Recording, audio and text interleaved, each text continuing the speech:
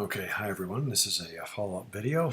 In this video, I'm going to walk through the mini-greedometer sequence, mini-greedometer 12 sequence, which was the one that came before the one we're in right now, and I'm going to walk through the impact of central banks dropping their myopic policy intrusions, or what I call sugar bombs, the impact and how that is, well, the impact on the mini-greedometer sequence, of course, on the S&P 500.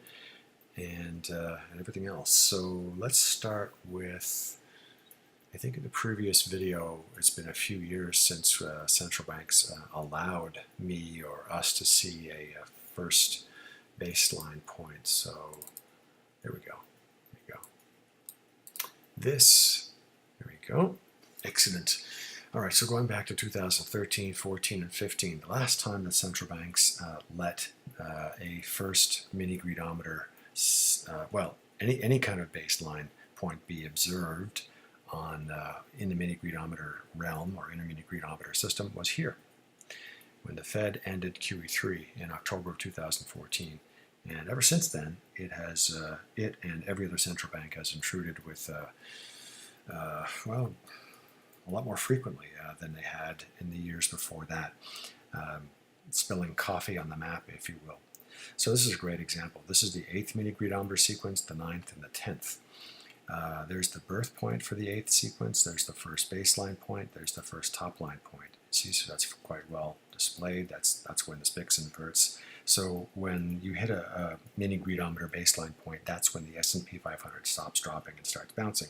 Similarly, when you hit a mini-greedometer top line point, like there, and like what would have been here, that's when the SPIX stops climbing and then begins dropping, okay? So this was quite well observed here, and we would have seen a baseline point hit probably that week, probably there, probably there, in time and in value also around there. But that was too inconvenient, so the ECB threatened to do everything but QE, which back then that was blasphemy, because you got to understand the Germans don't like printing money, because they tried that and it ended rather badly.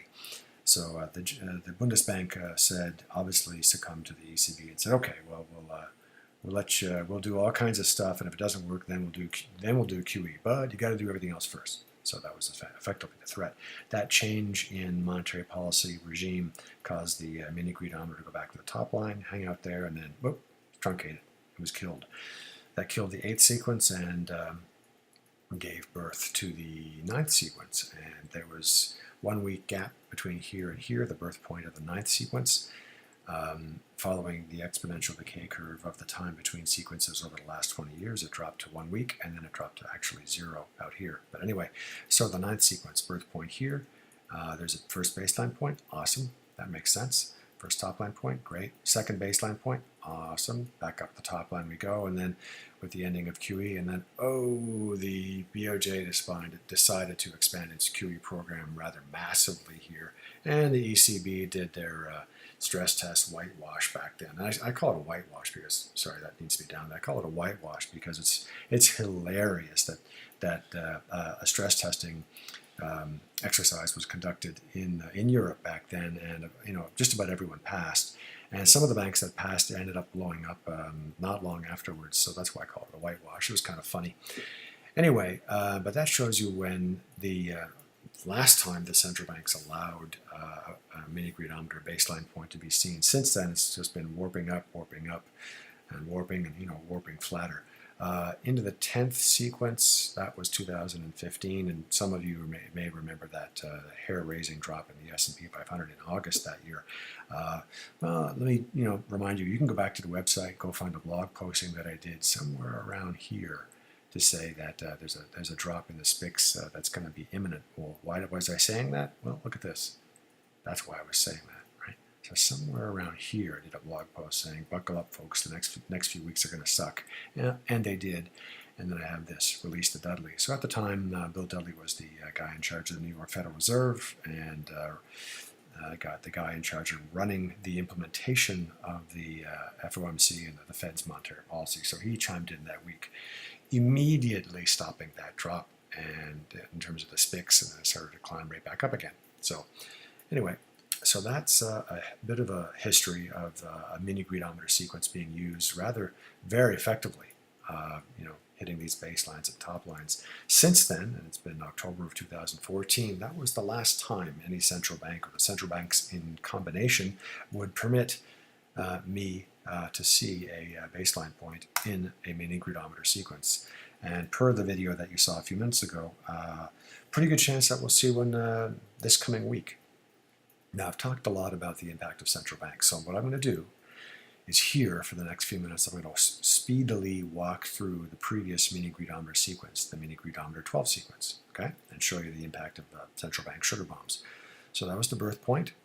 That was the first top line point, and we were looking for a first baseline point somewhere in here, and apparently that was too hair-raising and too inconvenient, so we had boom, boom, boom, boom, boom, boom, boom, all these Fed sugar bombs being dropped in terms of threats to stop an inconvenient reality from happening on their watch. So I call that, there's the first baseline, and there's a warp to my second estimated baseline. And these are the actions with the blue circle with the 2 associated with that generation of an estimated second baseline point, okay, as an estimated second top line, okay, and of course that's what the SPICs would look like. So we've since gone past that. So you can thank the Fed for this and a whole bunch of other things that you're going to see in this video for this not being the world that we're living in right now. So we've seen 1 and 2 with this warping being done here causing that, right? So let's look at 3. Now we go from 2 to 3. 3 was the PBOC, the Bank of China, doing a $100 billion sugar bomb being threatened and then delivered, and also the ECB threatening another Operation Twist. So there's your blue circle around number 3, that warping happened. What did that do? Because basically the ECB and the PBOC announcing these actions and delivering on these actions, certainly here, didn't change the baseline. In general, when a non-Fed central bank takes an action, it doesn't change the baseline. It just buys a near-term sugar rush in terms of the SPICs and warps or rotates, if you will, the top line from here, a little bit with the same endpoint. So that's why the same endpoint is being shown. Okay, on to number 4. What is number 4? Number 4 is the Mexico-U.S. trade deal. Let's see, everything that happened since. So a BOJ intervention, trade talks being announced, China intervening openly in the stock market to buy whatever it needed or wanted, and Bullard, our old friend, St. Louis Fed President Jim Bullard, threatening no more rate hikes, and Mexico-U.S. trade deal. All of that yumminess can be basically rolled into number 4, which is this blue circle, all that stuff happening, in here, this blue circle. So what does that do? That gets us to here in terms of a new top line point, there in terms of a new number 4 estimated top line, and I created a new baseline. Why? Because the Fed was involved and threatened no more rate hikes. So when the Fed threatens something yummy, that's going to make the baseline a little bit flatter. So I've warped the baseline a little flatter from here to here, and I've got an end of the top line being out here. So the story goes from there to there. That's number 4. Number 5 is the Canada-U.S. trade deal, and more yummy injections from our friends at China. So let's see, number 5 gets us that stuff happening here and here. So that's why the blue circle here, that gets us from here to here in terms of a new top line, that in terms of a new top line, and that in terms of a new baseline, not moving the needle very much, but changing the story to about there. And yeah, we would have entered with 4 and 5. The U.S. would have entered a recession in November with that data all being baked in. So we get to number 6. Number 6 is here. Number 6 is the blue circle and this stuff being done. So Powell and the Fed sort of backing away from anything threatening and dropping these sugar bombs created a certain amount of expectation that we'd be getting away from rate hikes anymore. So that took about a month to sort of like, well, hold the phone, things aren't going to melt down right away because maybe the Fed and maybe Powell are going to back away from rate hikes. So let's see, let's wait for the next FOMC meeting and see what happens. Does he deliver on it? So there were expectations that he would. And so anyway, so that was the number 6 baseline, number 6 top line. A recession would have been pushed to entry point to December, and the end of the story about like that, with an expectation that at the next meeting, the Fed meeting, the Fed would be backing away from rate hikes. So what happened? Boom, that's what happened. No Powell put. The Fed didn't deliver on the expectation at that FOMC meeting, so the stock market puked, right, back in December. And so we got this happening here. And China intervened with more tax cuts and all sorts of more yumminess to sort of stop reality from happening.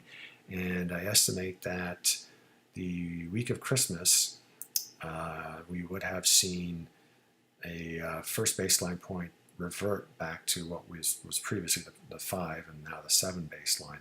So in time, we would have seen a first baseline point right there, and in value also right about there with this fixer in the low 2100s, low mid 2100s. Now we didn't get there. We came very close, and then basically everybody blinked.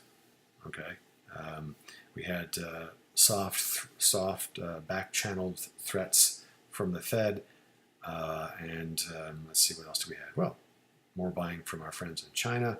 We had a tremendous buying opportunity, and all those sorts of yummy things happening. Now, I will say that I have long maintained that when the mini greedometer values get to around 15 or lower, that's when a financial crisis, that's when things will get sufficiently tight and scary in the global financial system that a financial crisis will start, which is what I'm saying here. So not surprisingly, this happened. Mr. Mnuchin, the chairman of the Treasury, U.S. Treasury, was somewhat frantically and quietly calling banks over a weekend around Christmas time, making sure that everyone had enough liquidity and everything else to make sure that they could withstand something nasty. So clearly he was panicked, and there were reasons to panic because the TED spread was blowing out, and the U.S. yield curve was absolutely being crushed flat. So yeah, we would have seen a first baseline point around Christmas time, but nope, that's too inconvenient.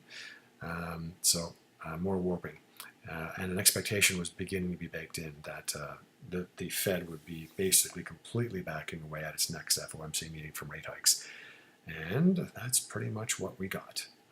We got at the next FOMC meeting, we did get backing away from rate hikes and threatening to reduce the size of its, threatening to reduce its quantitative tightening, and then boom, boom, boom, boom, boom, boom, boom, boom, boom, all that other yummy stuff. So the greedometer, or in the case mini greedometer 12 sequence, was put to death, and we